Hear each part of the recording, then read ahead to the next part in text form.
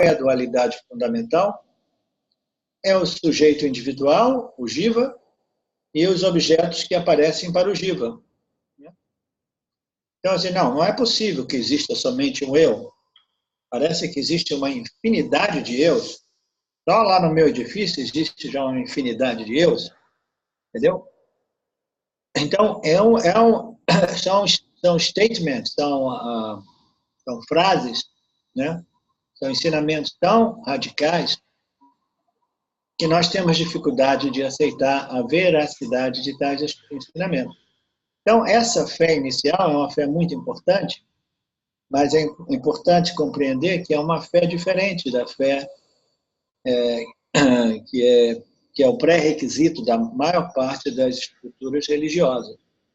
A maior parte das estruturas religiosas diz que você tem que ter fé e é uma questão de dogma, e a gente não apresenta nenhuma lógica por trás disso que as estruturas religiosas dizem. E o que é mais importante, se você acreditar, você vai ter um pedacinho, vai ter um terreninho lá no paraíso, reservado para você. E se você não acreditar, você vai ser mandado lá para o famoso inferno e vai ficar queimando eternamente nas chamas do inferno. Então, o Vedanta diz, não, essa fé cega, ela não é permitida no Vedanta, não, é proibida no Vedanta. A fé do Vedanta, das escrituras, é uma fé pendendo, não sei se em português se diz pending, pendendo é uma fé até que você complete a sua própria investigação. É uma fé na expectativa, na espera de que você conclua e obtenha o resultado de sua própria investigação. Entendeu? Então, é uma fé suspesa. Ok, vou ter uma confiança. O que é essa confiança? É a confiança de dizer que talvez as escrituras tenham razão. Talvez eu já esteja completamente livre, talvez eu esteja totalmente pleno e completo, talvez ele tenha razão de dizer que o meu problema é que eu me identifiquei com uma coisa pequenininha chamada essa poeirinha dentro do universo, que é o meu corpo físico. Talvez as escrituras tenham razão e talvez exista uma solução para a problemática do drama humano, que é o sofrimento humano. Então, essa fé é uma fé que não é cega, porque acreditar nisso não ajuda ninguém. Não ajuda próprio ninguém. Essa é uma verdade, é um fato que precisa ser realizado por cada um de nós. Então, essa fé é uma fé simplesmente provisória, provisória até que nós possamos concluir a nossa investigação e obter o resultado. E depois de alguns meses, etc., você vê, olha, realmente, existem muitas coisas que eu contemplei e eu comecei a aplicar e eu vejo que minha vida está transformando. Eu me sinto sempre mais claro, minha mente é mais tranquila, eu consigo perceber a verdade. É como se você começasse a desenvolver a visão que nos é passada através dos Upanishads. Então, você precisa de colocar por teste. Né? Tem que colocar, né, no teste os ensinamentos das Escrituras. Então, de novo, são ensinamentos completos, extensivos, do A até Z, não são fragmentos, não pertencem a ninguém, não são misturados com as ideias ou interpretações de ninguém. Qualquer professor de Vedanta é um professor que, de pronto, já diz, eu não tenho nenhum ensinamento. Antes eu pensava que eu tinha meu ensinamento, quase todo mundo no mundo espiritual, influenciado por aqueles que vinham atrás deles, pensa, eu tenho aqui o meu ensinamento, esse é o meu ensinamento, entendeu? É um pouco de algumas verdades misturadas com algumas ideias pessoais, alguns mal entendidos, algumas ignorâncias, etc. Não, quando você encontra um professor de Vedanta, o Vedanta não tem nada que seja dele. A única coisa que é dele é o conhecimento da verdade. Eu sei quem eu sou, eu conheço um certo grau de familiaridade e conhecimento das escrituras, portanto, eu posso tentar facilitar a assimilação desses ensinamentos a uma outra pessoa, mas o ensinamento não é de ninguém. Então, esse é um ensinamento completo, extensivo e impessoal, que algumas pessoas veem a beleza, a clareza, né? A luz por trás disso, a brilhanteza, não sei se existe essa palavra em português, mas veem isso e falam, ok, eu vou apostar nos Upanishads, vou apostar nas escrituras, vou apostar nos ensinamentos que existem já há milhares e milhares de anos e que nunca foram modificados. Entendeu? Então, essa fé, muito embora ela apareça como a qualificação número 6, é uma fé muito importante, é uma fé muito importante, é uma qualificação muito importante, porque sem ela, nenhuma das outras qualificações se desenvolvem. Se a gente não confiar nas escrituras e no professor, como uma pessoa capaz de unfolding, de esclarecer as escrituras, então não adianta a gente tentar estudar o Vedanta.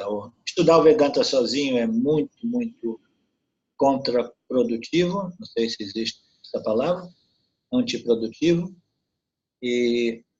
porque ele se refere sempre a ordens de realidades separadas, de vez em quando está falando de Satya, outras vezes de Mithya, e dentro de Mithya existem sub-ordens de realidade dentro de Mithya.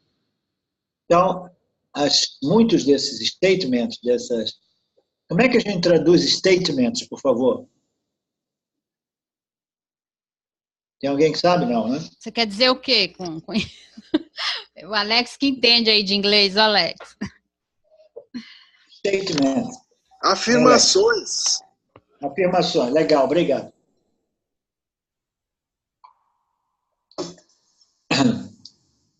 Então, todas essas afirmações do Vedanta, muito embora elas sejam contrárias à nossa experiência, a gente precisa, entendeu? Ouvi-las com a mente aberta, deixando de lado as nossas noções. Um dos argumentos que eu sempre tenho às pessoas quando elas chegam no Vedanta é que quase todo mundo chega aqui tentando verificar se os ensinamentos dos Upanishads batem com as minhas noções espirituais, né? Então, eu sempre digo, é melhor você deixar de fora todas as suas noções espirituais, porque, infelizmente, né, para ser sincero, é um pouco de conhecimento misturado com tanta confusão e ignorância. Deixa-las de lado e ouve as escrituras que não foram originadas de ninguém, mas simplesmente de Ishvara. Chegou a luz, acendendo aqui, que foram que foram generadas por Ishvara. Só um minuto.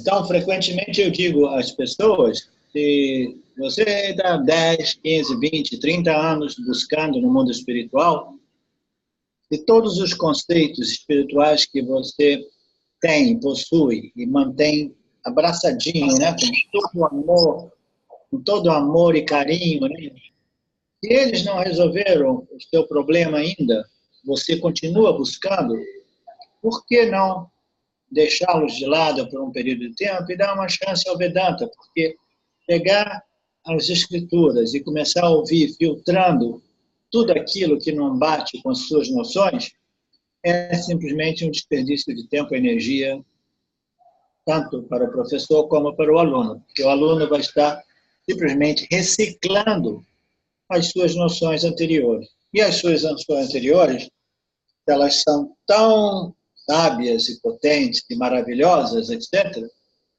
Então, isso significa que o aluno não é mais aluno. O aluno resolveu a questão dele, né, que é a questão fundamental da experiência humana, e não há mais nenhuma necessidade de nenhum ensinamento.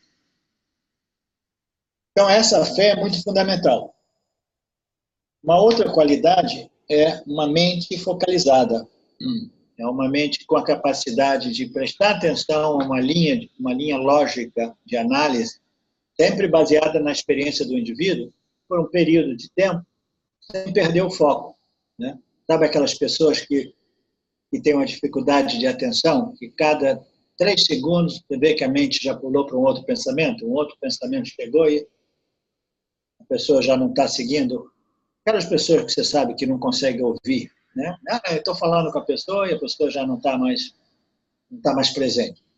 Então, uma mente focada, uma habilidade de manter a mente absorvida numa linha de pensamento específica, num tópico determinado. E o nosso tópico é sempre esse, é o tópico do ser pleno, absoluto, e a gente está sempre tentando separar ele dessa confusão, ele se identifica com os objetos de experiência.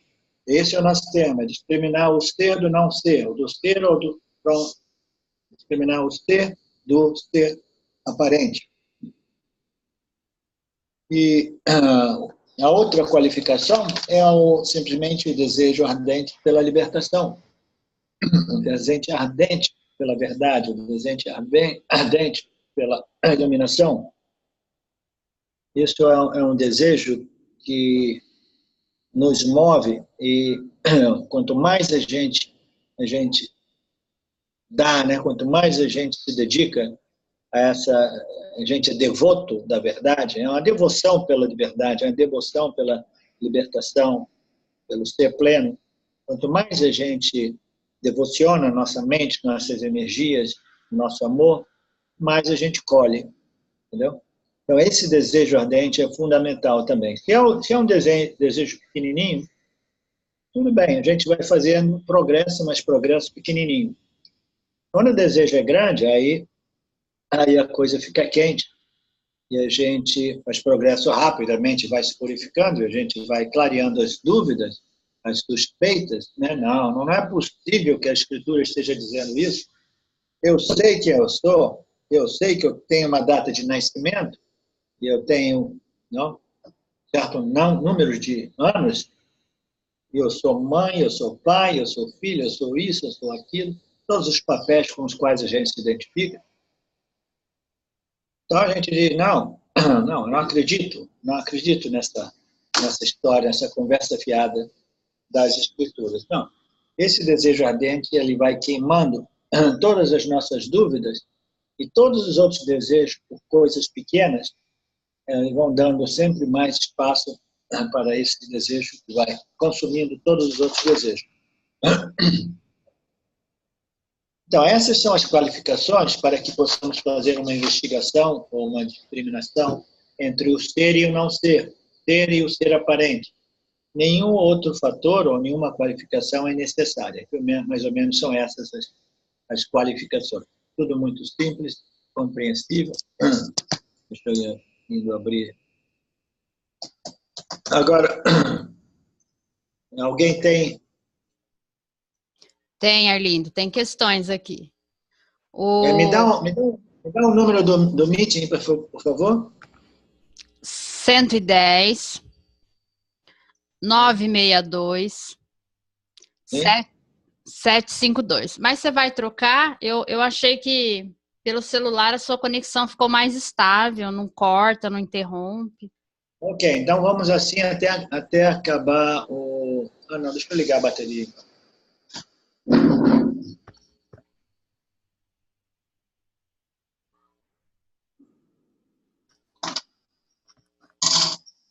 Ô, Ronaldo, eu só vou ler para ele a pergunta do Rodrigo, que é simples. Aí a sua, acho que você mesmo podia fazer, né?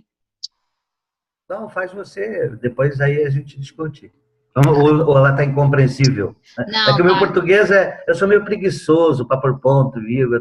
Tá bom. Não, Tá, daí a gente... Porque eu acho até legal, Wanda, só interrompendo, eu acho do jeito que o Arlindo está fazendo. Faz uma colocação no tópico, né? Óbvio, para que fique compreensível para todos. Eu acho que é legal essa questão de abrir para dúvidas e tal, porque aí a coisa vai evoluindo, vai crescendo e fica bacana para todo mundo, né? É a minha opinião, não sei. Aí teria que ver contigo, que é a controladora do processo. Não controlo nada, não. Não, eu sei, estou brincando. Não, mas você tá aí para organizar, digamos assim. Organizando. Tá? Organização, tem que ter organização, né? A gente tem Então, muito legal. tempo. Vamos resolver essas duas perguntas, aí a gente faz uns passos para frente no texto. Tá. A primeira é do Rodrigo. Ele quer saber se você pode indicar alguma obra, algum livro de referência para ele estudar mais essa questão do Dharma. Então, tá. Então, isso eu respondo, então, depois para você, tá? E você passa para ele. Tá. Ou pode ir na comunidade do Face também, porque aí acho que todo mundo se aproveita, que deve ter mais gente interessada, né? Ele está no Face? Acho que tá, né, Rodrigo? Se você não tiver lá na comunidade do Face, Vedanta Brasil, você pede para se inscrever lá, tá? A outra questão é do Ronaldo José. Eu vou ler aqui. Entendo que a ação seja incontrolável, pois ela acontece em função das vasanas e demais condicionamentos. O problema é que existe uma identificação com o agregado corpo-mente. Mesmo quando achamos que estamos executando ações controladas, isso é apenas uma ilusão de identificação. O próprio ato de discriminar não é uma ação controlada. Apenas acontece dentro do processo, sem que saibamos como tudo teve início. Tudo é presenciado por aquilo que não pode ser conceitualizado, pois quando é conceitualizado, já não é mais a verdade. O Arlindo poderia comentar? Vamos parar ali, porque a gente não quer passar de uma dimensão a outra. Quando a gente relaciona a uma questão em Mithya, a gente não pode depois tentar fazer a ponte com Satya e dizer, não, que aí já perde o sentido. Isso se chama superimposição. É projetar Satya em Mithya, ou Mithya em Satya, ou Satya em Mithya, ok? Então, o problema do livre-arbítrio, nós falamos muito sobre isso na semana passada, vou ser mais breve dessa vez. Quando a gente diz que a mente tem a capacidade discriminativa, né, o intelecto tem a capacidade discriminativa, o intelecto é o aspecto do nosso corpo sutil que é mais satírico, tem mais reflexividade, entendeu? E que tem a capacidade de discernir, escolher, determinar, etc, etc. Como é que a gente discrimina? Eu no meu, desculpa, mas um parênteses, eu no meu telefone eu não tenho o chart, não tenho o post, essa é uma das diferenças também. Mas o intelecto ele tem a capacidade de tomar decisão, é aquele aspecto da nossa mente que tem a capacidade de discernir, decidir, discriminar entre o que eu quero e o que eu não quero. Fundamentalmente, todos nós discriminamos segundo aquilo que a gente quer e não quer, que a gente gosta e não gosta. Tá? Então, quem é que está fazendo a discriminação para mim? O intelecto vai dizer, sou eu. Aí aparece um cara como Ronaldo José, vai dizer, protesto. É a Vasana que está fazendo a discriminação. E eu vou dizer, correto. A Vasana está fazendo a discriminação. Nós temos essas tendências a pensar, e aí toda decisão nossa ela é fundada em todo o dado de informação derivado de contatos anteriores com o mundo dos objetos. Aqueles contatos permanecem no nosso corpo causal como impressões ou registros ou tendências, ou memórias muito, muito compressas, né? Comprimidas. Então, a gente sempre responde com base naquele fundo de dados. Né? Então, tudo aquilo que ocorreu no passado, a gente tem em nosso subconsciente.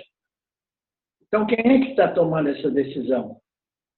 Como é que funciona uma barata, um passarinho, isso e aquilo? Eles sempre respondem ao meio ambiente segundo o corpo causal deles. Eles também têm 3 corpos. Eles têm 3 corpos, aí a decisão vem das vasanas e imediatamente ele responde mecanicamente ou intuitivamente segundo a natureza da barata, segundo a natureza do rato, etc, etc. Qual é a diferença entre o rato, a barata, o passarinho e o ser humano?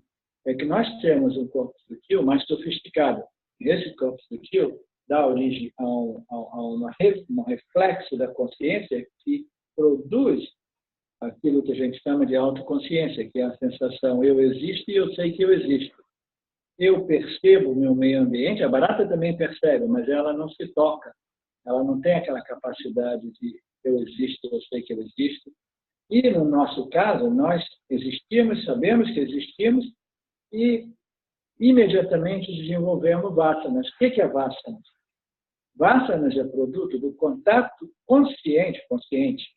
Nós temos uma mente que reflete a consciência e cria uma mente consciente, que é a mente do indivíduo, a mente subconsciente e consciente.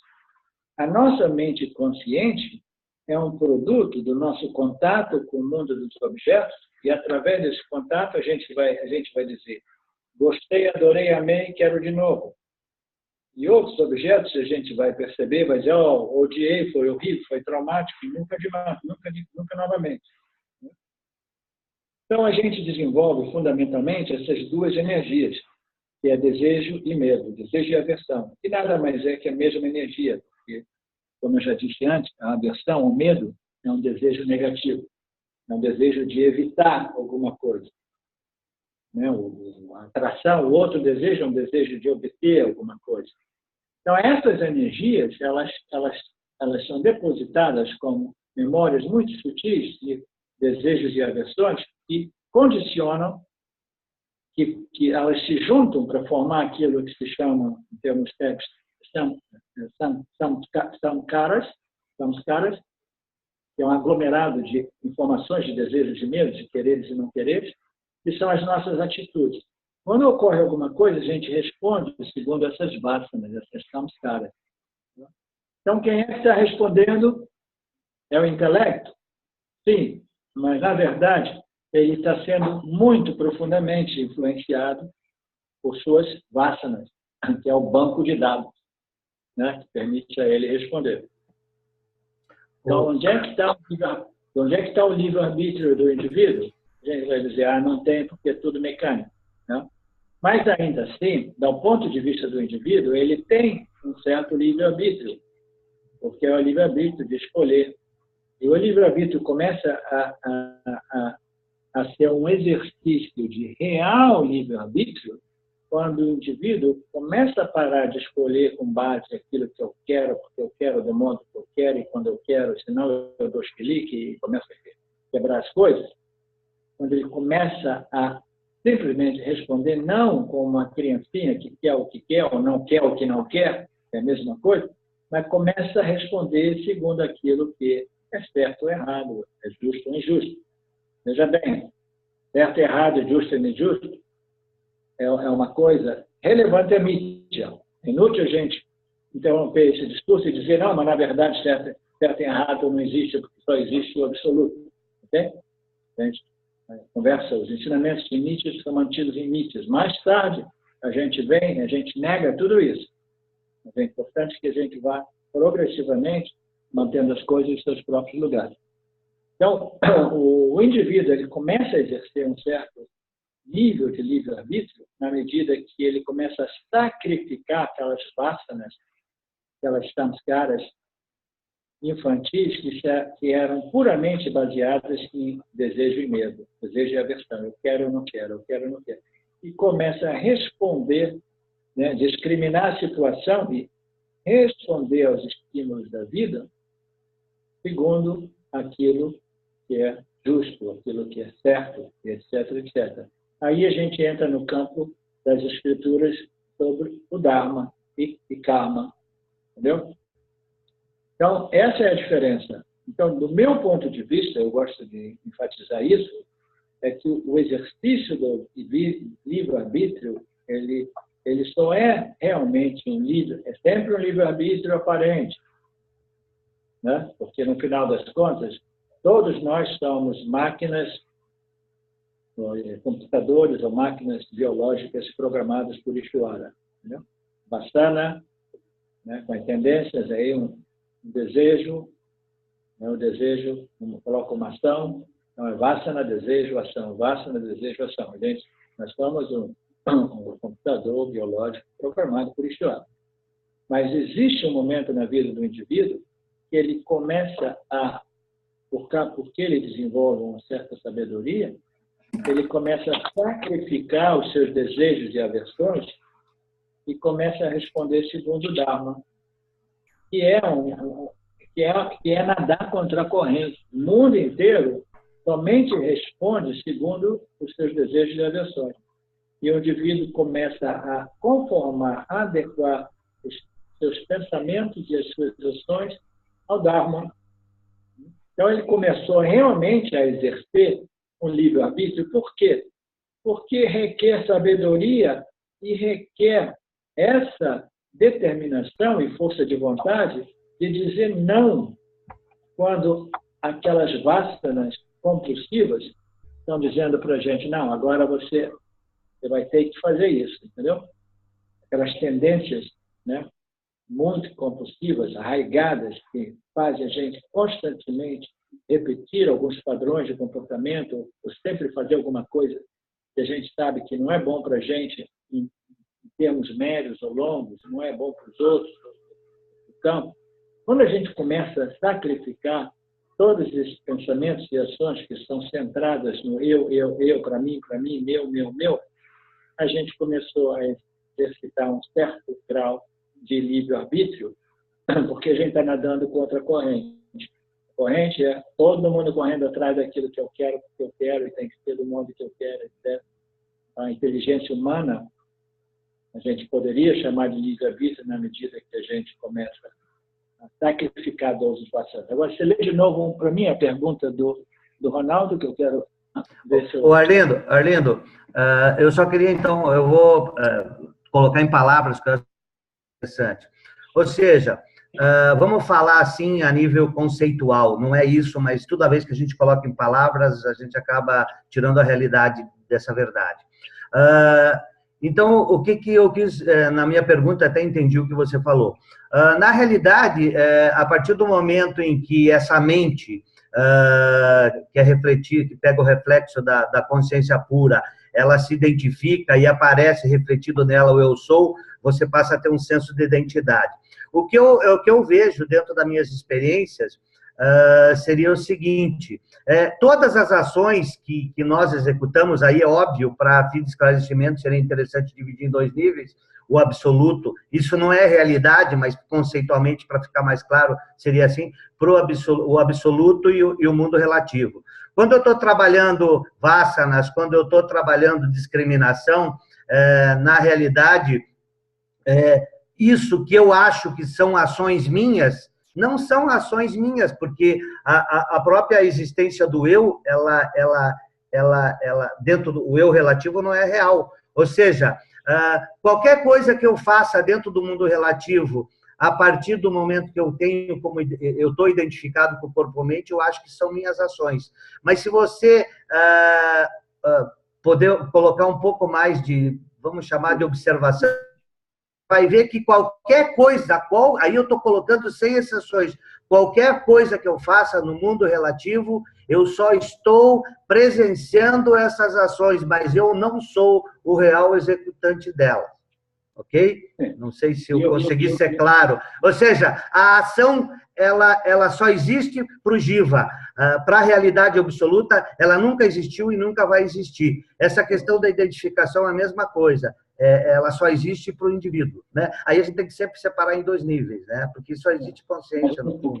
O que é mais importante, Ronaldo, é que, do ponto de vista do Jiva, em busca da realização eu sou ser livre e puro e ilimitado, do ponto de vista do Jiva, é inútil a gente dizer para ele que, do ponto de vista do absoluto, entendeu? O Jiva não existe. Isso, existe claro, nada. claro, com certeza.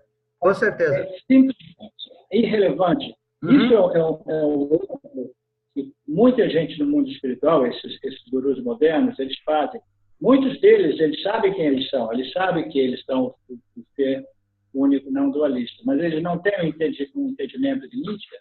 Eles não têm um ensinamento dentro de Nietzsche, de modo a dar a mão para o indivíduo que está completamente identificado em Nietzsche e gradualmente tirar ele de Nietzsche.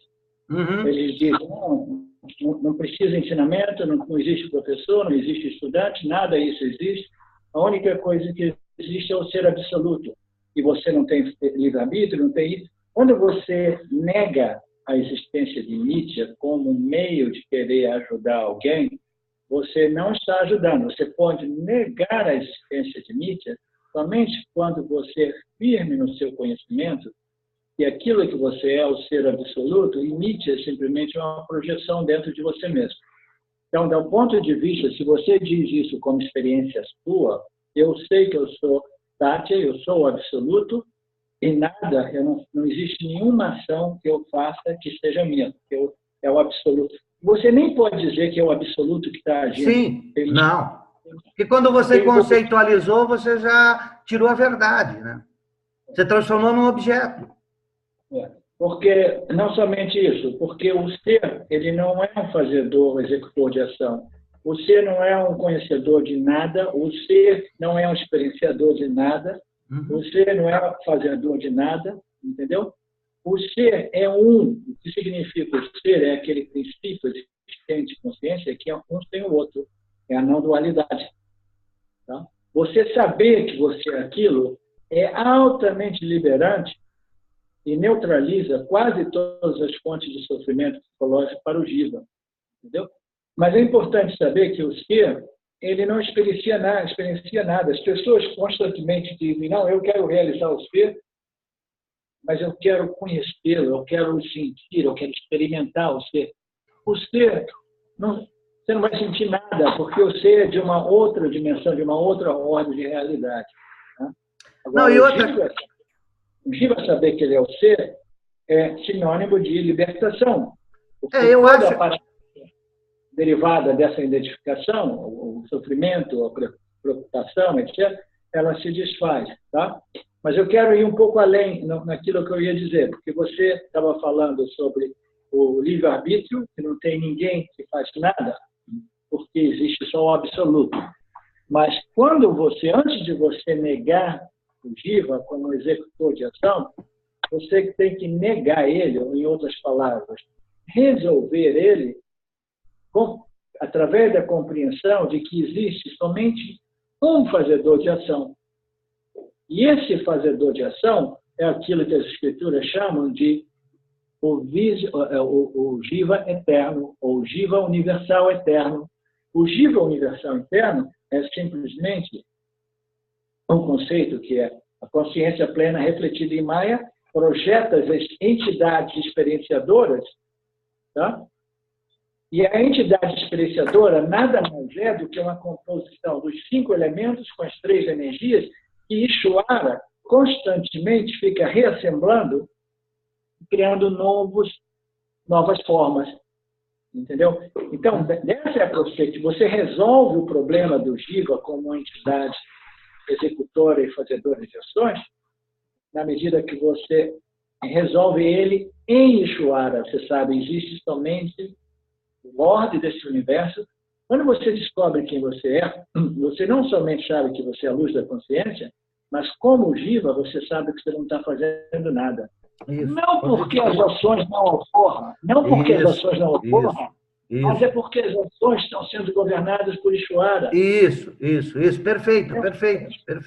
Ishvara é que está fazendo tudo, e essa sensação clara de que eu sou um instrumento de Ishvara. E aí, veja bem, Arlindo, quando isso acontece, as pessoas confundem muito. Você tem que se abandonar. Mas o se abandonar não é uma ação. O se abandonar é você não é nem entender, a gente tem que usar a palavra. O se abandonar é você saber intrinsecamente, ou seja, saber que a vida é a controladora também não é a palavra, mas é a vida que dispõe tudo isso. Você simplesmente é a presença pura, que nem você falou, que não executa nada, é simplesmente uma presença. E essa presença, as pessoas, que não, é inexplicável, é a vida, né? Ou seja, o abandono é esse sentido de que você, é um sentido puro de que realmente as ações estão acontecendo no mundo relativo, mas não existe ninguém, até pelo fato de que o eu é um pensamento, é um processo, mente, que não é mente, que são pensamentos, mas eu sou, que é o reflexo da consciência. Não existe ninguém aqui. Há uma coisa que soou mal do que você falou, é que você disse, porque essa presença é a vida. A presença não é a vida. A vida é uma manifestação, é uma energia, entendeu? E a vida é simplesmente um objeto, e a presença é a testemunha de tudo que ocorre. E a testemunha, ela testemunha o universo, como também a ausência do universo, entendeu? Então, a vida, essa manifestação é um objeto que ocorre dentro de nós mesmos, como consciência pura absoluta. É que o eu sou também é observado, né? Porque se eu posso sentir o eu sou, eu não sou ele, né? É que, na realidade, essa palavra presença ou a vida não tem como explicar. Essa é uma palavra não boa e esse conceito do eu sou, né? O eu sou como consciência é um conceito também muito perigoso, utilizado e foi muito divulgado por Nisargadatta Maharaj. Ele enfatizou muito eu sou, e muita gente pensa que eu sou é a consciência pura. Não. O eu sou é o reflexo da consciência em uma mente estatívica. Uma mente estatívica é uma mente que tem aquele reflexo, eu existo, eu sou. Isso. É um eu sou antes de criar muita história sobre o que é esse eu sou. Então, a mente, quando é muito estatívica, ela tem esse reflexo da minha própria existência, mas ainda assim é um reflexo da consciência, não é a consciência. É visto, é observado. É um fenômeno que está sendo observado pela consciência, então, testemunhado pela consciência. Arlindo, é o Nirav aqui, eu gostaria de esclarecer um conceito referente a esse negócio de destino e de livre-arbítrio. Posso fazer a pergunta? Sim, como é não? Oi? Sim, naturalmente, né? Ah, sim. Então, você falou que são as vassanas que agem, né? E aí chega um momento de maturidade que a pessoa se dá conta que você colocou como se ela fosse contracorrente e começasse a exercer o seu livre-arbítrio, que é ir contra a corrente, analisar, entender, estudar as escrituras. Tudo bem. Mas, ao mesmo tempo, um efeito colateral que talvez não possa ser negado disso é que se cria um tipo de ego sutilizado espiritual, porque se você está indo contra toda a corrente, você precisa de algum centramento para ir contra isso. E, ao mesmo tempo, indo de novo na visão mais transcendental, esse pseudo-livre-arbítrio que você exerce indo contra a corrente, quando você vira um buscador, ele não seria também destinado, só aconteceria esse livre-arbítrio, esse questionamento, para pessoas já maduras e seria também um destino. Então, o Vedanta, eu vejo que o Vedanta tradicional, ele tem o perigo de também, que como o budismo, né, muito parecido, eu vou ser um buscador, eu vou ir contra a corrente, e se cria um ego sutilizado. O Ramesh, ele vendo isso, ele falava que, pelo meu entendimento, isso também é destinado. Então, ele usava esse entendimento, que às vezes era mal compreendido, como uma maneira de contrabalançar esse ego espiritual criado, que vai ser criado de qualquer maneira. Então, ele falava, bom, até isso aí, você ser um buscador... Eu vou te cortar, Nirav, porque eu conheço muito bem o Ramesh, eu estive com ele de pessoa diversas vezes em Bombay, eu conheço os conceitos que ele propagou. Não é que ele era mais sábio do que as escrituras, ele não tinha um ensinamento completo, até mesmo Nisargadatta Maharaj não possuía um ensinamento completo, válido, extensivo, e Ramesh simplesmente colocava que ninguém faz nada, que tudo ocorre como é, e ele diversas vezes falou para mim e para meus amigos, você pode ir para casa e não fazer nada, porque nada disso existe, entendeu? Ninguém faz nada. É um ensinamento pobre e nega a existência de mídia e o processo de evolução do indivíduo, do ego do indivíduo, ele tem que passar por um processo natural de evolução. E aquilo que você disse antes é correto. A gente nunca pode dizer isso de livre-arbítrio, porque, no final das contas, todo o sistema, tudo que ocorre em mídia é função de um sistema causa e efeito, causa e efeito, causa e efeito. Quando a gente já nasce com uma vasana, uma tendência, uma predisposição para a espiritualidade. Eu tenho 2 irmãos, meus 2 irmãos nunca tiveram nenhuma tendência e eu nasci com essa tendência. Então, a gente pode inferir que, naturalmente, isso só pode ter chegado a mim por causa de tendências de vidas passadas. Então, eu tive o livre-arbítrio, eu tive o mérito de que as escrituras do Upanishad chegaram até mim, eu posso dizer sim, mas de repente é mérito do cara que passou por aqui antes de mim, entendeu? O Jiva anterior a mim. Então, não existe uma coisa como o livre-arbítrio absoluto.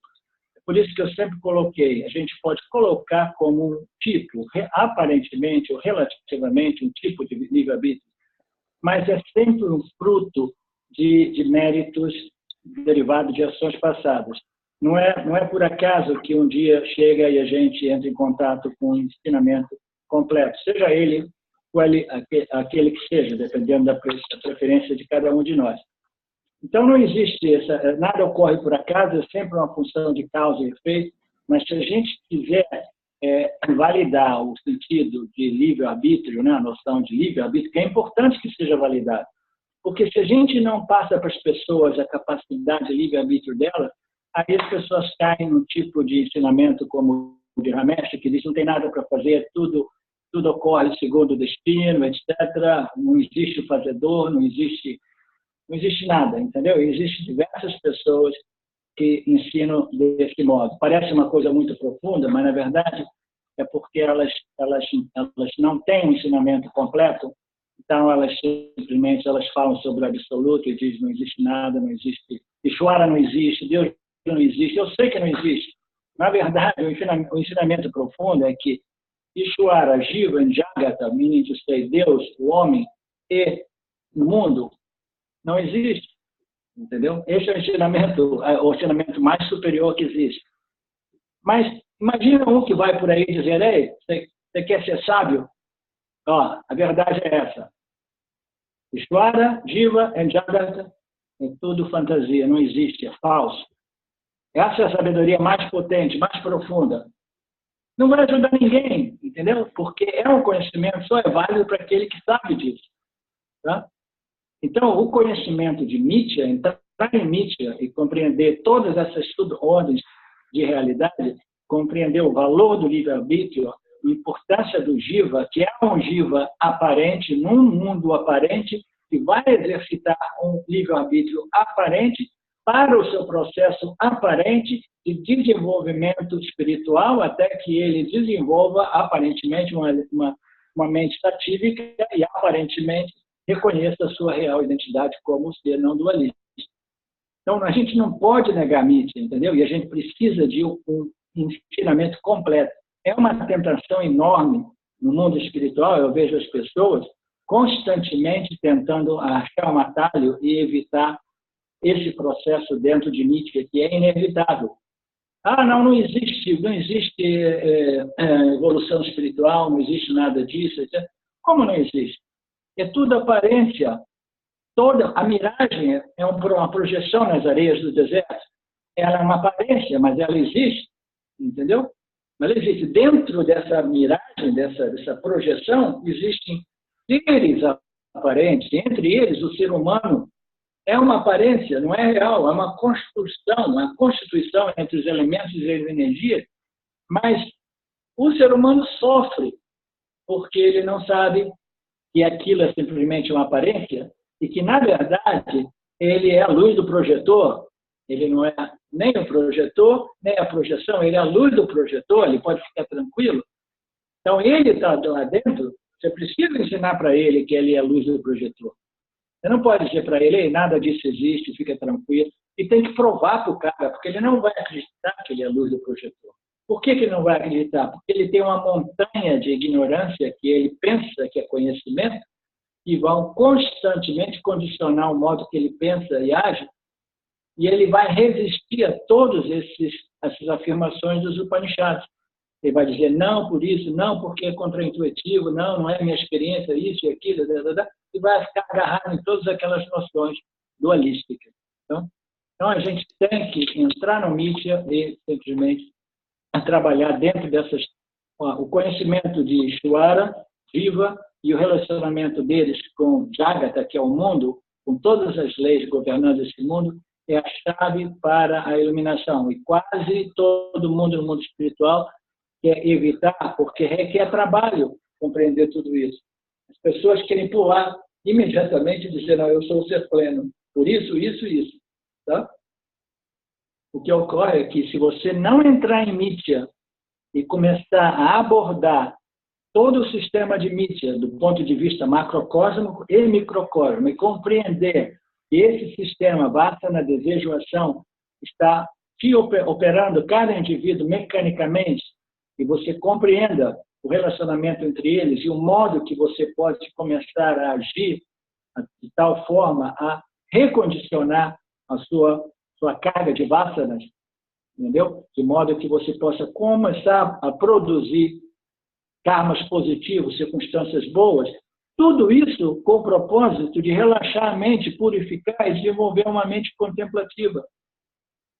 O objetivo de todo mundo em Mithya, buscando a verdade, é primeiramente, fundamentalmente, cultivar, desenvolver e manter uma mente ativa. E que você só pode fazer isso através da compreensão de Ishvara. Existem dois tipos de ensinamento. Um é a discriminação entre Sati e Mithya. A discriminação Sati e Mithya é mais ou menos o que o Ronaldo estava me propondo no início dessa conversa. Existe só absoluto, tudo o resto que aparece para o absoluto não é real. Então, por isso, eu não estou nem interessado em discriminar, de fazer nada dentro de Mithya, né? De ter livre-arbítrio, etc. Porque tudo isso é Mithya. Então, essa discriminação entre Sati e Mithya é uma discriminação mais fundamental dos Upanishads. Esse seminário que eu estou acabando de fazer aqui, lindo, maravilhoso, 3 semanas de constante discriminação entre Sati e Mithya, mas entrando nas profundezas de Mithya, para ver, tirando fora a ignorância com as quais a luz da consciência se identifica e mostrando para o indivíduo, e de novo, provando por pura lógica que você se identificou de novo com outro aspecto da sua experiência humana. Então, essa discriminação entre Sati e Mithya é o instrumento mais fundamental. Mas ela não funciona, a menos que a mente esteja altamente preparada e purificada. É muito sutil a discriminação entre Sati e Mithya. E a ignorância que nos opera, ela é arraigada há milhares e milhares e milhares de vidas, anos, não vai saber há quanto tempo. Entendeu? Ela constantemente fica pressionando a nossa mente consciente, jogando aqueles sentimentos, aqueles pensamentos que nos pressionam a agir de modo ignorante. Então, este é um trabalho que precisa ser em Mithya, constante purificação do corpo sutil do indivíduo, que não existe, mas é experienciado. O Jiva não existe, mas o Jiva sofre. O Jiva quer ser liberado, ele tem que permanecer em Mithya. Não adianta eu pegar o elevador e andar para Sati e dizer, como Ramesh dizia, nada existe, ninguém age, não existe destino, não existe nada disso, existe só o absoluto. Não ajuda nada, não ajuda ninguém. Ajuda só algumas pessoas que acabam ficando iludidas de que não, esse é o ensinamento maior, melhor, não existe nada, etc, etc. Ok, vamos voltar para o texto? Ou o que você vai fazer?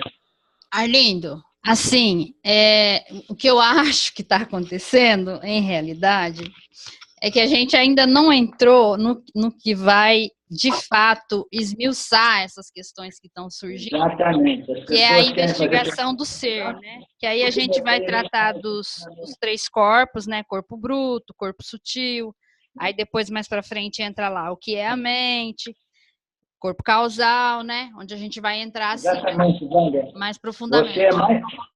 Você é mais sábia do que eu imaginava. As pessoas no mundo espiritual, quase sempre, elas chegam ao Vedanta e elas pensam que elas são sábias. E elas não têm nem a paciência de ouvir os ensinamentos. Elas querem ensinar a Vedanta, entendeu? Elas querem ensinar a Vedanta, não. eu tenho algumas correções para propor aí, porque não é bem assim, é isso e aquilo. E, de novo, a mesma questão. Se você é tão sábio, se você é tão livre, tão puro, tão absolutamente livre, né, você não precisa de mais nada. Tá? Então, o primeiro passo nos ensinamentos do Vedanta é Shravana. Shravana é a capacidade de ouvir os ensinamentos completos e ouvir com a mente menos parcial possível, deixando de lado todas as noções e conceitos que a gente pensa que seja a sabedoria maravilhosa. E o mundo espiritual é cheio de bobagem, cheio de confusão, de etc., etc., que a gente vai engolindo. A maior parte desses professores que ensinam meus ensinamentos é um pouco de verdade misturada com a ignorância pessoal do indivíduo, mal entendido. Eu sei porque eu ensinava desse modo. Antes de eu conhecer o Vedanta, eu tinha o meu teaching, eu ensinava meus ensinamentos, entendeu? Então, a gente vai engolindo ignorância junto com sabedoria, e aí a gente engole tudo aquilo. No final, a gente tem a ignorância misturada com sabedoria, e a gente fica confuso, a gente não tem mais como discernir, porque a gente se identificou com todo aquele material mental, aquelas noções, e pensa, não, é meu, e vai contra a minha imagem, a boa imagem que eu tenho de mim mesmo, reconhecer que tem ignorância misturada, entendeu? A imagem que eu tenho de mim mesmo permite que eu reconheça isso. Então, o primeiro passo no Vedanta é você deixar de fora completamente todas as suas noções e expor aos ensinamentos completos. Então, uma vez feito isso, aí, depois de algum tempo, você vai ver, não, é para mim, você não é para mim. O Vedanta é um ensinamento baseado no fato de que a realidade, a natureza da realidade é não dualidade, e quase todo mundo no mundo espiritual fala em não dualidade, mas está seguindo ensinamentos dualísticos. Quase tudo é dualidade.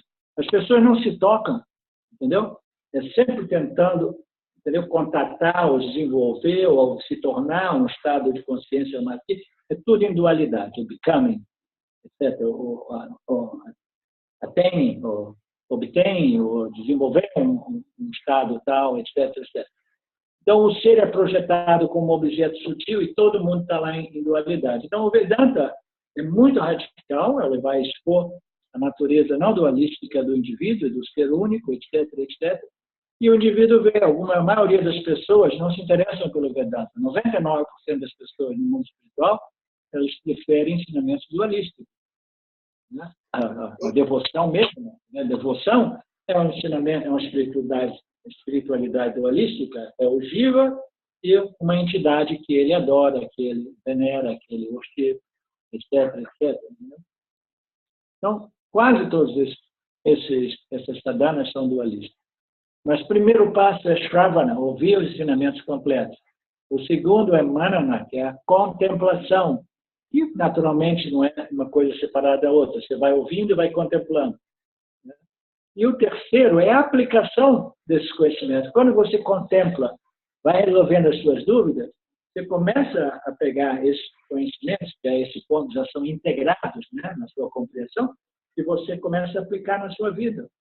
Toda vez que a ignorância vem e começa a pegar, né, você começa a ficar todo agitado, nervoso, medo, insegurança, pânico, raiva, isso, aquilo, você vai sempre aplicando o conhecimento. Lembra das escrituras, volta para as escrituras, ouve o vídeo, vê o vídeo, o áudio, etc.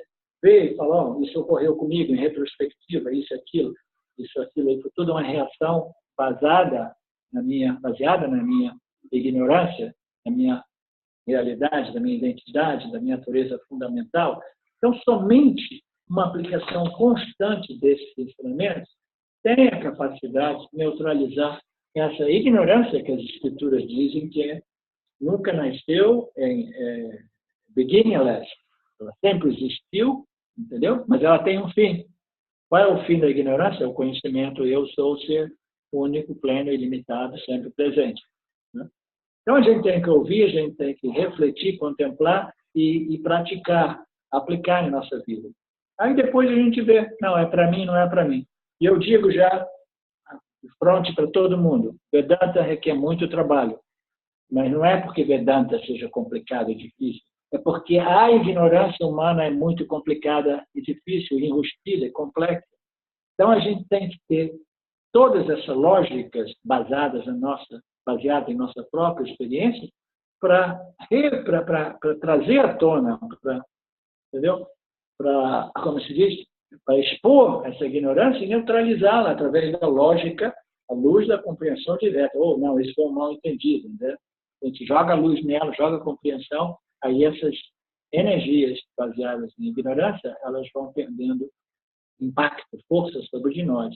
É um processo gradual, não existe, no mundo espiritual quase todo mundo quer uma experiência de iluminação como um evento, como uma epifania, como uma transmissão de energia, ou alguma coisa que ocorra que me estabeleça. Sabe o que ocorre? Você vai nesses grupos onde existem tantos saques e tanta transmissão, você pode, de um momento para o outro, você pode reconhecer o ser. Mas, na maioria dos casos, porque eu morei com o Papaji diversos anos, as pessoas reconheciam o ser, à direita e à esquerda, passava uma semana, um mês, alguns dias, aquele reconhecimento abandonava as pessoas. Por quê? As pessoas não fizeram o trabalho básico de purificação e neutralização das vasanas, neutralização de todos aqueles conceitos errôneos e ignorantes em relação àquilo que eu sou. Se a gente não fizer o trabalho completo, a gente pode obter iluminação, mas a gente pode perdê-la do mesmo modo que ela chega, ela vai. Requer muito trabalho, eu não sei quantas pessoas estão nos ouvindo, é para poucos. Aqui eu estou na Índia, existe um supermercado de... Estamos em 17 pessoas. Então, aqui existe um supermercado de seminários, de retiros, seminários só nós de Vedanta, que a gente chama de seminários, mas retiros espirituais, é tudo lá. Tem grupos sempre grandes de pessoas, 50, 100, 200.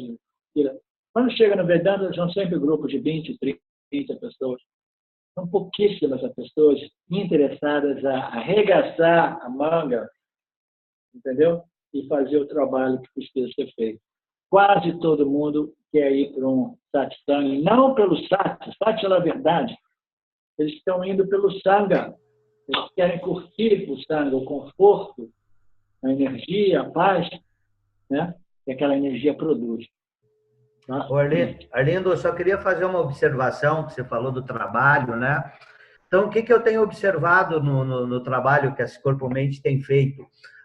À medida que você vai neutralizando as vasanas, é uma coisa interessante, que chega um determinado momento que você diz assim, pô, mas como é que pode? Eu tô trabalhando as vasanas e quanto mais eu trabalho, parece que a coisa fica mais forte, ou seja, as vasanas vêm de uma forma mais exasperada e tal, e aí você acaba vendo o que acontece. Você vai limpando determinadas coisas e vão vindo tudo aquilo que está no fundo do poço vai vindo à tona. Então, chega um determinado momento que você acaba ficando aterrorizado. Isso eu já passei e em alguns momentos elas vão e voltam. Eu concordo contigo. Não adianta ter o conceito, eu sou o ser, isso tem que ser vivenciado na carne, no dia a dia, e só vai acontecer a partir do momento em que você neutralizar as experiências que esse próprio corpo e mente, através das vasanas, criou em vidas passadas. Ou seja, você criou essa energia, só você tem a chave para desconstruí-las. E não é fácil. Todo dia vem cada vez coisa mais forte. As escrituras são um meio de conhecimento, mas fundamentalmente só um indivíduo, cada um de nós pode remover a nossa ignorância, entendeu? O conhecimento é o único remédio contra a ignorância, o professor pode expor, esclarecer as dúvidas, etc., mas somente o estudante pode remover a sua própria ignorância, como você disse. As escrituras, elas têm uma analogia, uma metáfora muito linda à volta das vasanas. Diz que existem 3 tipos de vasanas. Existem algumas vasanas que são tão profundamente arraigadas, né, essas vasanas compulsivas, de vidas passadas, baseadas em muita ignorância, dor, ou tudo que seja. Essas vasanas, elas têm um poder tão grande na mente do indivíduo que elas são como um espelho encontrado no porão de uma casa do século passado. Você encontra esse espelho, e esse espelho é coberto de tanta pó, de tanta poeira, e você para limpar ele, você não basta passar a mão assim. Tem que pegar o pano, aí você tem que pegar um detersivo, um detergente especial, e você tem que passar horas limpando camadas e camadas e camadas dessas sujeiras. Né? Perfeito. Então, essas são as vasanas mais arraigadas. Existem algumas outras vasanas que elas são... Você não pode fazer muita coisa porque você tem que respeitar o tempo dela. Por exemplo, eles dizem que a ilustração dos Upanishads é como se fosse um feto dentro de um útero materno. Imagina que esse feto ele seja um feto com impulso de querer sair depois de 2, 3 meses. Ele, não, eu quero sair, eu quero ver a luz da vida. Isso. Aquela vasana vai ter que respeitar o seu tempo, relaxar. Nós temos essas vasanas, a gente sabe que elas são difíceis. Algumas a gente trabalha duro e a gente limpa. Algumas outras a gente tem que respeitar os tempos dela, ser paciente. E a gente tem que, acima de tudo, a gente tem que amar o nosso jiva, respeitar. A gente está fazendo o que a gente pode, etc, etc. A gente dá tempo ao tempo e aquelas vasanas, elas vão perdendo força. Depois existem aquelas vasanas que a gente não precisa de nos preocupar. Que são aquelas vasanas como o fogo, né? Quando você faz o fogo, tem a fumaça preta. A fumaça preta ela pode eclipsar a luz do sol por um período de tempo, né? Mas você não precisa ir lá ficar soprando, tentando fazer alguma coisa. Você dá tempo, você fala assim, não, essa é uma vasana superficial, o primeiro ventinho que bater aqui vai levar essa fumaça negra e eu vou ter de novo a luz. Tá? Então, são 3 tipos de vasana. E aquelas que a gente precisa fazer trabalho são aquelas que a gente não pode evitar. A gente tem que simplesmente arregaçar mangas na camisa e trabalhar. E como é que a gente trabalha uma vasana? Identificando a vasana. Identificando porque ela fica visitando, ela bate na nossa porta de novo e de novo. Você compreende que a raiz dela é fundada na ignorância fundamental, né? De que eu sou essa construção, eu desenvolvi esses hábitos, etc. E eu compreendo que essas vasanas são nocivas para mim, das pessoas em torno de mim, o meio ambiente. Então, você vai mantendo esse conhecimento vivo na sua mente, da sua real, absoluta natureza como ser pleno e os ensinamentos de Ishvara, o campo dado, o campo das ações, como funciona tudo isso. Você vai compreendendo que não é no seu interesse como jiva alimentar aquelas vasanas, causa sofrimento para você, para os outros, etc. Então, essa compreensão é a única força capaz de gradualmente neutralizar. E veja bem, não é que a gente precisa, isso é muito importante, essa compreensão, mas não é que a gente precisa neutralizar 100% todas as vasanas no porão do nosso inconsciente, não. A gente tem que neutralizar aquelas vasanas que são baseadas em muita ignorância e que produzem muita agitação mental. Porque, fundamentalmente, a vida nada mais é do que vasanas em operação. A gente quer limpar aquelas vasanas que criam agitação mental e emocional desnecessária. Tá? O que é uma vasana necessária? Eu preciso de dinheiro. Eu perdi emprego, meu dinheiro está acabando, tem crise no Brasil, e eu estou procurando emprego e daqui a 2 meses eu não tenho dinheiro mais para pagar um aluguel. Então, uma vasana vai me dizer, ei, você tem que fazer alguma coisa, você tem que fazer... Essa é uma vasana necessária, você tem que acordar de manhã cedo, né? E a luta de encontrar um trabalho, desenvolver um trabalho em casa, na internet, etc. Então, você precisa de resolver aquele problema. Mas a maior parte dessas vasanas que agitam a nossa mente, elas são absolutamente desnecessárias. É simplesmente um hábito mental fundado na ignorância fundamental da nossa real natureza, identidade como ser. Tá? Arlindo, só um minuto, Ronaldo. O tempo está correndo aqui, Arlindo. Tem mais 2 perguntas que acho que vai de encontro a isso que você está respondendo. O Samvid, ele pergunta se o desenvolvimento de um Ahankara por Samadhi, ele teria o poder de ir neutralizando as outras vasanas, ou ele só digamos assim, varreria elas para debaixo do tapete, que na primeira oportunidade elas surgiriam com força total. Que eu acho o que é uma epifania, o samadhi? É isso que ele diz? Um diz? samadhi, isso. Essa pergunta dele me lembra aquele filme, eu não sei se o pessoal assistiu ou se você assistiu, é um filme que chama Sansara. Ele é um filme budista. Ele conta a história de um monge budista que ele ficou anos meditando numa caverna, tendo a experiência de samadhi. Tem até no YouTube, quem quiser procurar. Se chama Sansara. E aí, depois que ele sai da caverna e vem para a vida comum, as tendências, os impulsos naturais do corpo, vamos colocar assim, começam a gritar mais alto, né? Aí ele casa, enfim, vai ter uma vida comum, se ferra, e depois volta para a tradição e tal. Essa pergunta dele me lembrou um pouco isso. Legal, super ilustrativo, porque o que ocorre em Samadhi, quando a gente fala de Samadhi, Nirvikalpa Samadhi é realmente o que a gente se refere, porque existe outros tipos de Samadhi. O Nirvikalpa Samadhi, é um estado de consciência no qual os objetos desaparecem junto com o sujeito individual, é o reflexo do sujeito absoluto, vamos dizer. Então, quando a gente está nesse Samadhi, a gente não percebe objetos e não percebe o sujeito. Existe um vritti, um pensamento eu sou, no seu formato causal, que é quase que imperceptível. Mas as escrituras ainda assim dizem que aquilo é uma entidade experienciadora chamada Pranya-jiva, que é aquele que é presente durante o sono profundo. O Nirvikalpa Samadhi é uma experiência muito semelhante ao sono profundo. No sono profundo não existe nada, não existe o pseudo-sujeito, o sujeito individual, e não existem os objetos, e a gente experiencia essa ilimitação, né, da natureza, daquele estado mental que é condicionado por tamas, não é condicionado por sátiva, pura sátiva, tamas. Então a gente experimenta aquela plenitude de tamas e nenhum problema, porque não existe nem a dualidade sujeito-objeto que colapsa. Então, é muito prazeroso. Mas o que ocorre é que quando você sai do Samadhi, eu vou ver esse filme que você falou, hein, Vânia? Quando a gente sai do Samadhi, a gente de novo, a gente se encontra com as mesmas vasanas que permanecem intactas. Porque o estado de sono profundo Nirvikalpa Samadhi não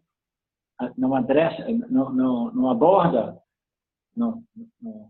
entendeu? O silêncio profundo, o Samadhi, ela não se opõe à ignorância. As vasanas permanecem inalteradas.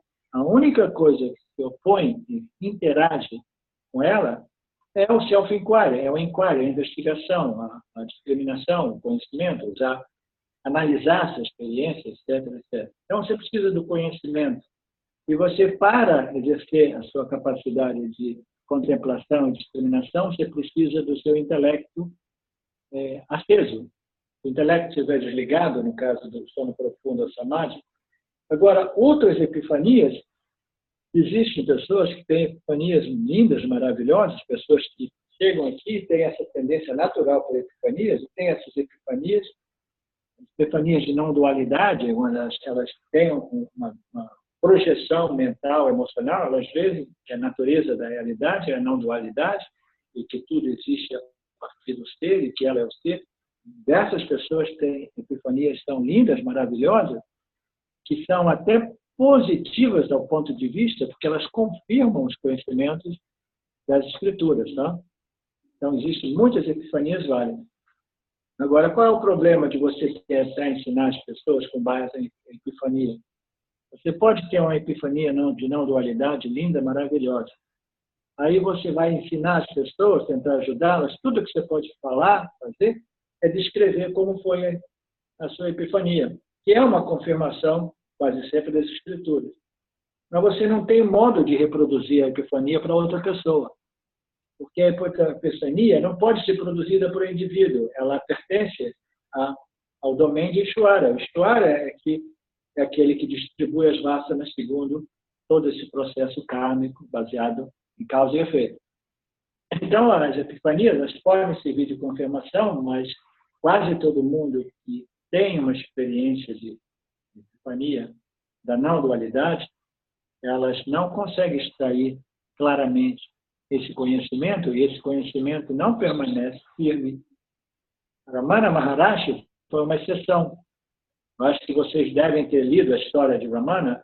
Aqui no Ashram tem um muro muito grande a descrição da epifania dele. Ele escreveu em detalhes, entendeu? O que ocorreu com ele.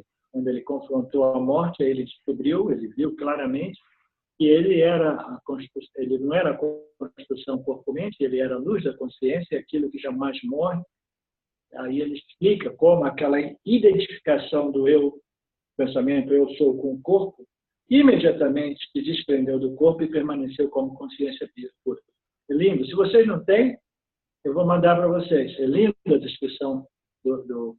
Então, ele, numa epifania, que ele reconheceu que a morte não podia tocar ele conseguiu extrair claramente o conhecimento eu sou ser puro e ilimitado, sempre presente, etc. Que é raro.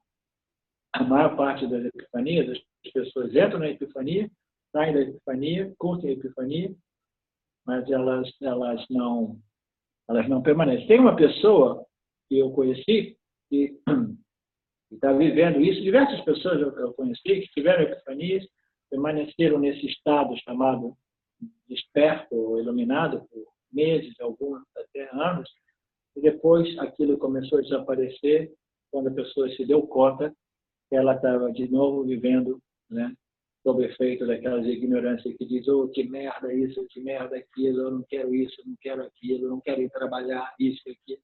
Todas aquelas samskaras, aquelas vasanas que estavam suspensas ou anestesiadas, elas começaram a voltar. E os caras viram, as pessoas que têm essas experiências libertadoras, né, de suspensão das vasanas, da ignorância, quando elas voltam e começam a se operar de novo, é um choque. Uma outra pergunta, Wanda? Se eu respondi essa, não sei se eu respondi. É isso mesmo, porque a segunda parte da pergunta dele era até para falar sobre o Ramana, você acabou falando. Está todo mundo sintonizado, então. Arlindo, eu queria dar um retorno da resposta que você me deu, é o Nirav. Sim, Nirav. É perfeito o que você falou. O Vedanta realmente é um ensinamento perfeito. Eu perguntei especificamente aquela coisa do livre-arbítrio, se essa vontade, esse desejo não vem, você respondeu, é exatamente um detalhinho que eu queria encaixar. Agora, eu queria só falar rapidinho o que significou o Ramesh para mim. Quando eu encontrei o Ramesh, eu já estava há 13 anos buscando, eu já tinha ido no Asan do Osho, eu já tinha feito milhares de horas de meditação, eu já conheci o Vedanta, eu já tinha feito um retiro com um discípulo do Dayananda, o Vagishananda, um canadense que veio aqui para Campinas. Então, eu tenho... O que aconteceu com o Nirav? Eu acho que a internet dele caiu. Foi para o absoluto. Tá.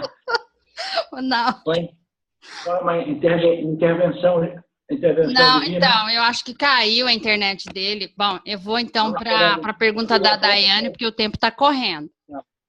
A Daiane pergunta... Tá, então vai. Qual a melhor forma de transformar a mente, de deixar a mente satívica e neutralizar as vasanas, além do estudo das escrituras, assim? Entendeu? A Karma Yoga é a yoga mais importante no processo de purificação. Meditação pode ajudar também, mas veja bem, a meditação ela é ótima para purificar a mente, mas ela precisa ser acompanhada de conhecimento das escrituras. Porque senão, através da meditação, o que ocorre, a gente purifica a mente por um período de tempo, através de um mantra, através de focalizar a mente num ponto de referência, aquilo que seja. Tá? Ela vai fazendo tudo isso. Ela vai ficando mais calma, e você desenvolve Sattva Guna. Né? O Rajas e Tamas vai acalmando, vai se convertendo em Sattva. Então, a mente está contemplativa, meditativa. Quando você suspende a sua prática, devagarzinho, gradualmente, a mente vai se modificando de novo segundo as suas tendências. Então, quando a gente medita, e a mente é mais clara, contemplativa, reflexiva, meditativa, a gente precisa alimentar ela com os conhecimentos. Porque, fundamentalmente, a gente só controla a mente, purifica a mente, através dos conhecimentos. Entendeu?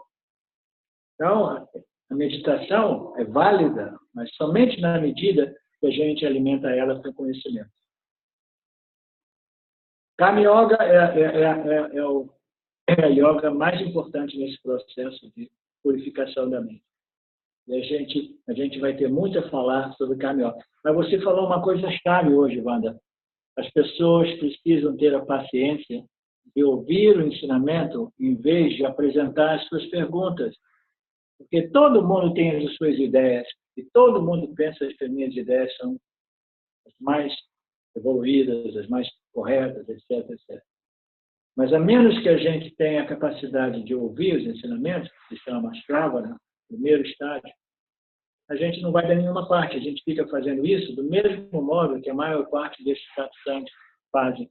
É simplesmente resposta em pergunta, mas sem ligar todos os pedacinhos do puzzle, do quebra-cabeça, entendeu? A gente precisa de ensinamento completo para a gente compreender a visão completa do que é Karma Yoga, Dharma Yoga, a visão de Ishvara, Jiva, o relacionamento do Jiva com o Ishvara, com o campo dharmico e com o ser absoluto.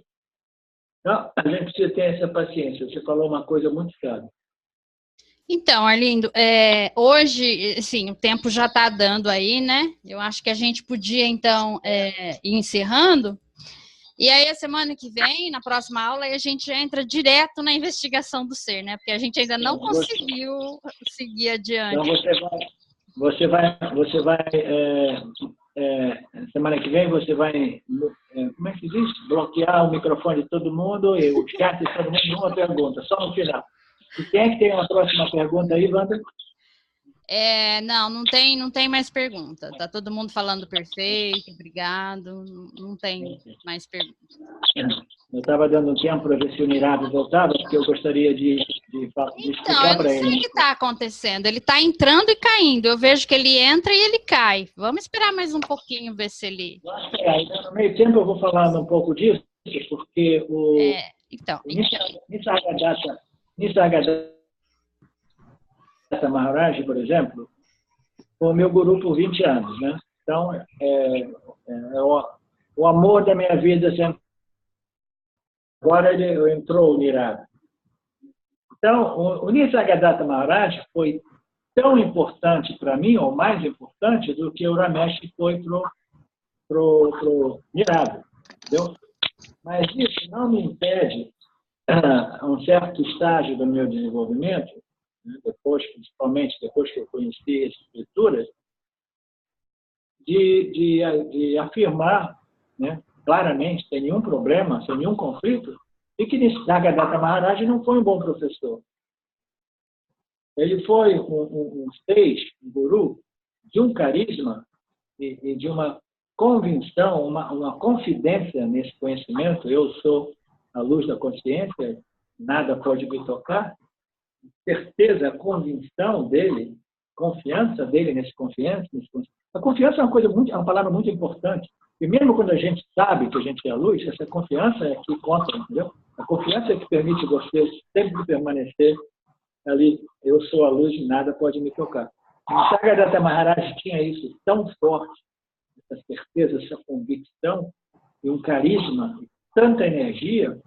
As pessoas em torno dele tinham essas epifanias e ele respondia essas perguntas, né? Pergunta e resposta, constantemente. Você pega todas aquelas perguntas e respostas e tenta juntar elas e fazer sentido, você não encontra o sentido. São perguntas e respostas completamente dissociadas uma das outras para pessoas a níveis diferentes. Quase sempre ele só respondia do ponto de vista do absoluto, aquilo que ele chamava absoluto, que é a consciência. Você viu o que ocorreu depois dele? Eu passei quase 30 anos tentando decifrar as palavras dele, até que eu me dei conta, me toquei, a ficha caiu, eu descobri que eu era o ser, apesar de Nisargadatta Maharaj, não é por causa de Nisargadatta Maharaj. apesar de eu não ter tido um ensinamento completo. Tá?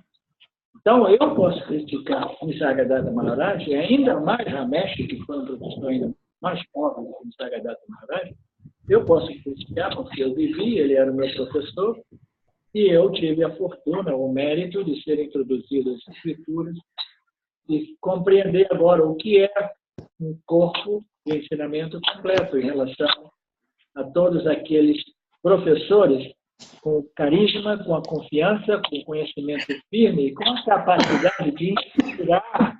A gente ganha inspiração desse tipo de guru, entendeu? A partir do Nisargadatta, Ramesh e Nisargadatta, eles são uma fonte de inspiração, de certeza, de uau, é possível, entendeu? A libertação é possível, entendeu? E eu quero ser livre como eles.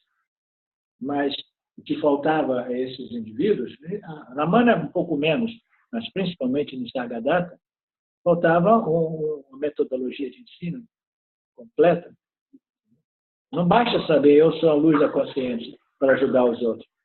Você tem que saber eu sou a luz da consciência e você tem que submeter ao corpo de conhecimento uma metodologia de ensino, assimilá-la, apreciá-la, assimilá-la, compreendê-la, de modo que você tenha o instrumento necessário para facilitar a compreensão a outras pessoas. Qualquer conhecimento no mundo objetivo, científico, requer uma metodologia de ensino. Mas quando chega no ponto do reconhecimento, eu sou o ser, as pessoas dizem, não precisa de metodologia. Não faz sentido, entendeu? Precisa. Muito embora o ser não seja um objeto de conhecimento ou de experiência, o ser é o Jiva, mas o Jiva não consegue compreender, curtir e apreciar essa verdade, esse fato, porque ele está atolado por noções completamente errôneas sobre a sua própria natureza, que fazem com que ele se identifique constantemente com os objetos que aparecem no seu campo de experiência. Então, você precisa de uma metodologia de ensino muito complexa, muito completa, extensiva, de modo a ir neutralizando ou cancelando todas essas noções errôneas. Arlindo, perfeito. Voltou ele, A gente estava te esperando, né? Eu tinha caído, mas eu peguei o finalzinho, depois eu vejo o vídeo, mas é perfeito o que você fala, para mim é música nos ouvidos. E, inclusive, essa parte final, eu ia falar na minha pergunta, você já falou por mim, que Sim. O que eu fui buscar no Ramesh foi exatamente o que você falou no final. Foi inspiração. O ensinamento eu já estava procurando, não sei, talvez eu seja meio louco, por mim. Eu estava buscando inspiração. O exemplo de um sábio na minha vida, que eu nunca morei na Índia. Tanto é que eu fiquei só 4 dias com ele e foi suficiente para me inspirar. Eu não fui atrás de ensinamento. Então foi exatamente essa parte que eu peguei agora do final. Depois eu vejo o resto. Para mim, tudo que você fala é música, Arlindo. Estou totalmente de acordo. Ótimo. Fico feliz que você esteja sintonizado com os ensinamentos das Upanishads. Fico feliz que você tenha retornado, porque senão eu ia contatar você. E, de novo, eu tenho um respeito muito grande por Nisargadatta Maharaj, que era o professor de Ramesh por alguns anos. Mas, ainda assim, não sei se você pegou essa parte, eu, mais tarde, né, no meu processo de desenvolvimento, depois que eu tive mérito, a fortuna, a sorte de encontrar as escrituras de Upanishads na minha vida, eu tive que verificar que o Nisargadatta Maharaj não era um bom professor, entendeu? Por isso que eu acabei tendo que esperar 30 anos para a ficha cair. Tá? Mas isso não diminui por nada o mérito de Nisargadatta como um sage, como um sábio, né? E o amor que eu tenho por ele. Até hoje, as fotografias dele eu mantenho comigo no meu celular mais velho, eu ainda tenho a foto dele. Eu sempre fui um devoto muito grande dele. Então, a questão da compreender. Eu compreendo isso e respeito muito bem o seu relacionamento com o Ramesh, do mesmo modo que eu respeito o meu relacionamento com o Nisargadatta. Muitas coisas são positivas daquilo que eu obtive dele, mas, infelizmente, ele não possuía uma metodologia de ensino completo. Ok? Ok, Arlindo. Não temos mais perguntas. Wanda? Oi. Então, um abraço para todos. A gente se encontra semana que vem e a gente começa de novo das escrituras, né? Isso, a investigação do ser. Tá bom, Arlindo. Obrigada, gratidão. Tudo bem. Tchau. Um abraço a todos. Tchau.